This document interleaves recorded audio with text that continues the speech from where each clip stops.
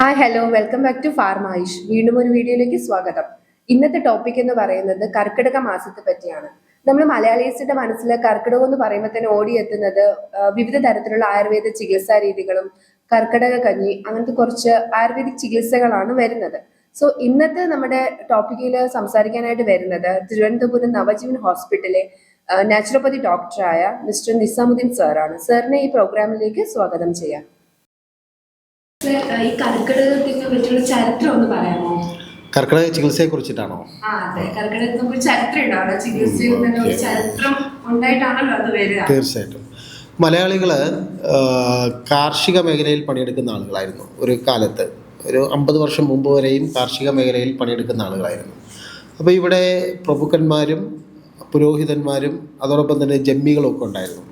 അപ്പോൾ ജമ്മികളിലെ ഏറ്റവും ടോപ്പായിട്ട് നിൽക്കുന്ന ആളുകൾ അവർക്ക് നൂറുകണക്കിന് തൊഴിലാളികളുണ്ടായിരുന്നു. ഇവരെല്ലാം പണിയെടുക്കുന്നത് കാർഷിക മേഖലയിൽ വിളകളിലും അതോടൊപ്പം പാടങ്ങളിലൊക്കെ ആയിരുന്നു പണിയെടുത്തുകൊണ്ടിരുന്നത്. അപ്പോൾ അങ്ങനെ മഴക്കാലമാകുമ്പോൾ സ്വാഭാവികമായിട്ടും എന്ത് ചെയ്യും, ഇത്തരം പണികളൊന്നും നടക്കില്ല. കൃഷിപ്പണികളൊന്നും സ്വാഭാവികമായിട്ടും നടക്കില്ല. അപ്പോൾ അവർ ചെയ്തുകൊണ്ടിരുന്ന പണി എന്ന് പറയുന്നത് കൃഷിപ്പണി അങ്ങ് നിർത്തുമ്പോഴാണ് കർക്കിടകം എന്ന് പറയുന്നത് വറുതിയുടെ ഒരു മാസമായിട്ട് കണ്ടത്. ഇപ്പം ഒരു 50 വർഷത്തേക്ക് മുമ്പ് ഇവിടെ ഓലകെട്ടുണ്ടായിരുന്നു. പിന്നെ അതോടൊപ്പം തന്നെ പാടത്ത് പണിയെടുക്കുന്ന ആളുകളുണ്ടായിരുന്നു. ഇവർക്കൊന്നും ഈ പണികളൊന്നും നടക്കാതിരിക്കുമ്പോൾ അവരുടെ കുടുംബം പട്ടിണിയിലേക്ക് മാറിപ്പോകും. അതിനെ അതിജീവിക്കാൻ വേണ്ടി അവർ കണ്ടെത്തിയ, അതായത് തൊഴിലാളികൾ കണ്ടെത്തിയ പണികളായിരുന്നു അവർ കപ്പ അഥവാ മരിച്ചിനി ഉണക്കി സൂക്ഷിക്കും. അതോടൊപ്പം തന്നെ മാങ്ങക്കാലമാകുമ്പോൾ മാങ്ങ കഴിക്കുകയും അതിൻ്റെ പാണ്ടി വിത്ത് അത് സൂക്ഷിച്ചു വയ്ക്കും. ഇതുകൂടാതെ തന്നെ ഇതുപോലെയുള്ള കാർഷിക വിളകളൊക്കെ അവരെന്തെയും സൂക്ഷിച്ചു വയ്ക്കും. ഈ സൂക്ഷിച്ചു വെക്കുന്ന സാധനങ്ങൾ ഇവർ ഈ കർക്കിടക മാസത്തിലാണ് കഴിച്ചുകൊണ്ടിരുന്നത്. അങ്ങനെയാണ് ഒരു ഔഷധക്കഞ്ഞിയുടെ ഒരു സ്വഭാവത്തിലേക്ക് അത് മാറിയത് എന്നുള്ളതാണ്. അപ്പം പാണ്ടി വെച്ചിട്ട് മാങ്ങയുടെ വിത്ത് വെച്ചിട്ട് കഞ്ഞി ഉണ്ടാക്കി കഴിക്കുമ്പോൾ അതൊരു ഔഷധക്കഞ്ഞിയായിട്ട് മാറിയായിരുന്നു. അതോടൊപ്പം തന്നെ ഈ ജമ്മികളും പ്രഭുക്കന്മാരും ഒക്കെ ചെയ്തുകൊണ്ടിരുന്നത്, ആ സമയത്ത് മറ്റ് പണികളൊന്നുമില്ലല്ലോ, അവർ ശരീരത്തെ ശുദ്ധീകരിക്കാനും പരിപോഷിപ്പിക്കാനും ഒക്കെ വേണ്ടിയിട്ടുള്ള വിവിധതരം അന്നുണ്ടായിരുന്ന ആയുർവേദമായിരുന്നു. അങ്ങനെ ആയുർവേദ ചികിത്സകളിലേക്ക് അവർ പോയിരുന്നു. അങ്ങനെയാണ് കർക്കിടക മാസം ഒരു ചികിത്സയുടെ കാലഘട്ടമായിട്ട് മാറിയത് എന്നുള്ളതാണ്. അല്ലാതെ ചികിത്സയും കർക്കിടകവും തമ്മിൽ യാതൊരു ബന്ധവുമില്ല. ആളുകൾ ഫ്രീ ഉണ്ടായിരുന്ന സമയം, തൊഴിലാളികൾ ഫ്രീ ഉണ്ടായിരുന്ന സമയം അവരിതുപോലെയുള്ള മാറ്റിവെച്ചിരുന്ന ഭക്ഷണ സാധനങ്ങളൊക്കെ ഉപയോഗിച്ച് ഒരു കഞ്ഞിക്കൂട്ടുണ്ടാക്കിയിട്ട് അവർ കഴിച്ചുകൊണ്ടിരുന്നപ്പോൾ അതൊരു ഔഷധ കഞ്ഞിയായിട്ട് മാറുകയും പൈസ ഉണ്ടായിരുന്ന ആളുകൾ ജമ്മികളും പ്രഭുക്കന്മാരുമൊക്കെ സ്വാഭാവികമായിട്ട് ചികിത്സയിലേക്ക് തിരിയുകയൊക്കെ ചെയ്തു. അങ്ങനെയാണ് കർക്കിടകം ഒരു ചികിത്സയുടെ മാസമായിട്ടും ഔഷധക്കൂട്ടുകളുടെ ഒരു മാസമായിട്ട് മാറിയത് എന്നാണ് ചരിത്രം വ്യക്തമാക്കുന്നത്. ഏറ്റവും അനുയോജ്യമായ സമയം എന്ന് പറയുന്നത്, അതിൻ്റെ ഒരു പ്രധാന കാരണം എന്ന് പറയുന്നത് മഴക്കാലമാണ്. മഴക്കാലമാകുമ്പോൾ സ്വാഭാവികമായിട്ട് ശരീരത്തിൽ നീർക്കെട്ടും അതോടൊപ്പം തന്നെ ത്രിദോഷങ്ങളൊക്കെ സ്വാഭാവികമായിട്ടും ഉണ്ടാവും. അപ്പോൾ അത് പരിഹരിക്കുവാൻ ഏറ്റവും നല്ലൊരു മാസമാണ് കർക്കിടകം എന്ന് പറയുന്നത്. അങ്ങനെയാണ് അതൊരു ചികിത്സയുടെ ഒരു മാസമായിട്ട് മാറിയത്. ഒരിക്കലും തട്ടോ മുട്ടോ കിട്ടിക്കഴിഞ്ഞാൽ അത് എല്ലാ കൊല്ലവും ഇങ്ങനെ അത് വരുമെന്ന് പറയുന്നുണ്ട്. അത് അതിന്റെ വേദന ഉണ്ടാവും, അല്ലെങ്കിൽ അതിന്റെ വേദന പിന്നെ നമുക്ക് സെയിം ഇയർ ആകുമ്പോഴത്തേക്ക് കാണാം. അതെ അത് വാസ്തവമാണ്. അതായത് നമുക്ക് ശരീരത്തിൽ തട്ടോ മുട്ടോ ഉണ്ടായി കഴിഞ്ഞാൽ ഈ മഴക്കാലമാകുമ്പോൾ ശരിക്കും സർക്കുലേഷൻ കുറയുന്നൊരു മാസമാണ്. സർക്കുലേഷൻ കുറയുമ്പോൾ ബ്ലഡ് സർക്കുലേഷൻ കുറയുന്നൊരു മാസമാണ്. താരതമ്യേന മറ്റ് ദിവസങ്ങളെ അപേക്ഷിച്ച് നമ്മുടെ ശരീരത്തിൽ ബ്ലഡ് സർക്കുലേഷൻ കുറയുന്നൊരു മാസമാണ് ശരിക്കും കർക്കിടക മാസം എന്ന് പറയുന്നത്. മഴക്കാലം ഇന്നത്തെ മഴ പോലെയൊന്നുമല്ല, അതൊക്കെ നല്ല പെരുമഴയായിരുന്നു. അപ്പോൾ ആ സമയത്ത് സ്വാഭാവികമായിട്ട് എവിടെയെങ്കിലും നമുക്ക് തട്ടോ മുട്ടോ ഒക്കെ ഉണ്ടെങ്കിൽ ആ ഭാഗങ്ങളിലേക്ക് ശരിയായ രക്തപ്രവാഹം ഉണ്ടാകാതിരിക്കുകയും അങ്ങനെ അവിടെ വേദനകളും നീരും ഒക്കെ അനുഭവപ്പെടുകയൊക്കെ ചെയ്യും. അപ്പോൾ ആ സമയത്ത് നമ്മൾ ഒന്ന് തടയി കൊടുക്കുകയോ അതല്ലെങ്കിൽ ഒന്ന് ചൂട് കൊടുക്കുകയോ ഒക്കെ ചെയ്ത് കഴിഞ്ഞാൽ പരിഹരിക്കപ്പെടും. അങ്ങനെയാണ് അതൊരു മസാജ് രീതിയിലും അതോടൊപ്പം തന്നെ കിഴി രൂപത്തിലുമൊക്കെ മാറിയത് എന്നുള്ളതാണ്. സ്വാഭാവികമായിട്ടും സത്യമുണ്ട്, സത്യാവസ്ഥയുണ്ട്, ശരിക്കും സത്യാവസ്ഥയുണ്ട്. വീണ്ടും ചികിത്സിക്കണം. അതെ അതെ അതെ അതെ അതെ. കാരണം അടുത്ത വർഷം ആകുമ്പോൾ നല്ല ഗുരുതരമായ തട്ടുമുട്ടും കിട്ടിയാലാണ് അടുത്ത വർഷവും സ്വാഭാവികമായിട്ട് ആ മാസം അതങ്ങനെ തന്നെ ഫീൽ ചെയ്ത് വരുന്നുണ്ട്. അതെ അതെ അതെ അതെ അതെ തീർച്ചയായിട്ടും തീർച്ചയായിട്ടും. അതായത് അന്ന് എക്കോസ്പിരിനും മറ്റു സംഗതികളൊന്നും നമ്മൾ കഴിക്കുന്നില്ലല്ലോ.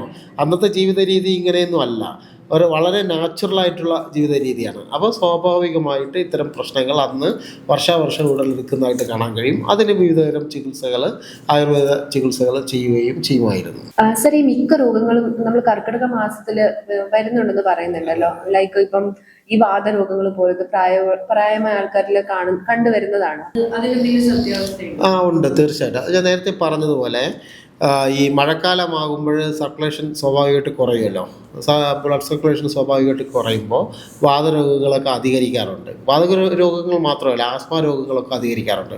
ആസ്മയ്ക്ക് തണുപ്പ് പറ്റുന്ന മാസമല്ല, അതോടൊപ്പം തന്നെ വാതരോഗങ്ങൾക്കും തണുപ്പ് പറ്റുന്ന മാസമല്ല. അപ്പോൾ സ്വാഭാവികമായിട്ട് വാതരോഗങ്ങളും അതോടൊപ്പം തന്നെ ആസ്മ രോഗികളൊക്കെ കൂടുതലായിട്ട് കണ്ടുവരുന്നുണ്ട്.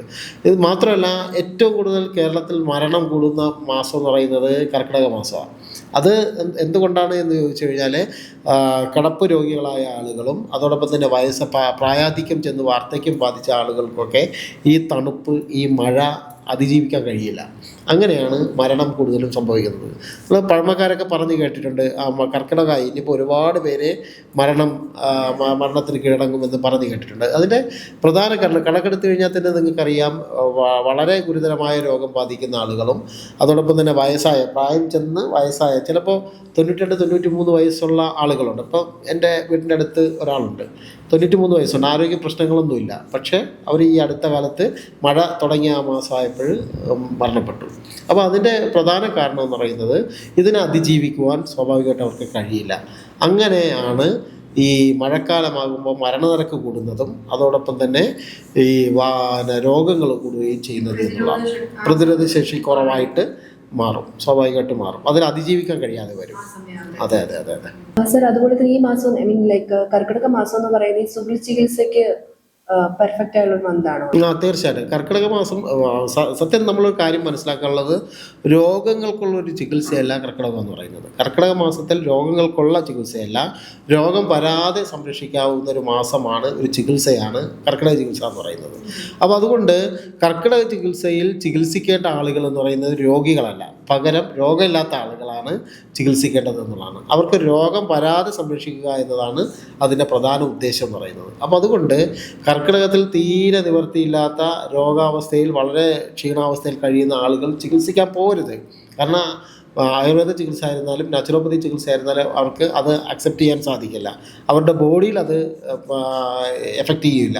പകരം ആരോഗ്യമുള്ള നല്ല ശരീരശേഷിയുള്ള ആളുകളാണ് കർക്കിടകത്തിൽ ചികിത്സിക്കാൻ പോകേണ്ടത് എന്നുള്ളതാണ്. അപ്പം സുഖചികിത്സയുടെ ഒരു മാസമാണ് കർക്കിടക ചികിത്സ എന്ന് പറയുന്നത്.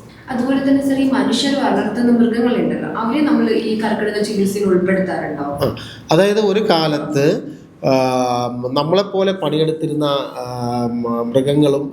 മൃഗങ്ങളായിരുന്നു. നമ്മളെപ്പോലെ തന്നെ അവരും പണിയെടുത്തിരുന്നു. പാടത്ത് ഉഴുതു മറിക്കാൻ പോകുന്നത് പോത്തുകളും അതോടൊപ്പം തന്നെ കാളകളും ഒക്കെ ആയിരുന്നു. അതോടൊപ്പം തന്നെ നമ്മൾ ഇന്നത്തെ മിഷൻസൊക്കെ ചെയ്യുന്ന പണി അന്ന് ചെയ്തുകൊണ്ടിരുന്ന ആനയായിരുന്നു. അപ്പോൾ ആനയൂട്ട് കർക്കിടകത്തിൽ ഒരു പ്രധാനപ്പെട്ട ഒരു ചടങ്ങാണ് ആനയൂട്ട്. ഗുരുവായൂർ അമ്പലത്തിൽ ഇന്നും അത് നടന്നു വരുന്നു എന്നുള്ളതാണ്. രണ്ടാമത്, ഈ പോത്തും ഈ പണിയെടുക്കുന്ന പോത്തും ആനയൊക്കെ ജമ്മികളുടെ ഉടമസ്ഥയിലുള്ള സംഗതിയാണല്ലോ. അപ്പോൾ അവർ ചികിത്സിക്കുമ്പോൾ തന്നെ അവർ ഈ മൃഗങ്ങളെ കൂടി ചികിത്സിക്കുമായിരുന്നു എന്നുള്ളതാണ്. അതിൻ്റെ പ്രധാന കാരണം എന്ന് പറയുന്നത്, അടുത്ത 1 വർഷം വരെ പണിയെടുക്കേണ്ട ഒരു ശാരീരിക ശേഷി അതിന് വീണ്ടെടുക്കണമല്ലോ. അപ്പോൾ അതിന് വേണ്ടിയിട്ട് അവർ അത് എന്ത് ചെയ്തു, ആയുർവേദ ചികിത്സകൾ അവർക്കും കൊടുത്തിരുന്നു എന്നുള്ളതാണ്. കൊടുത്തിരുന്നു, തീർച്ചയായിട്ടും കൊടുത്തിരുന്നു. ഇന്നിപ്പോൾ അത് കാണാനില്ല, കാരണം ഇന്നിപ്പോൾ മൃഗങ്ങൾ പണിയെടുക്കുന്നില്ലല്ലോ. അപ്പോൾ അതുകൊണ്ട് ഇന്നത് കാണാനില്ല. പക്ഷേ ആനയൂട്ട് ഇന്നൊരു ചടങ്ങായിട്ട് പല അമ്പലങ്ങളിലും നടക്കുന്നുണ്ട്.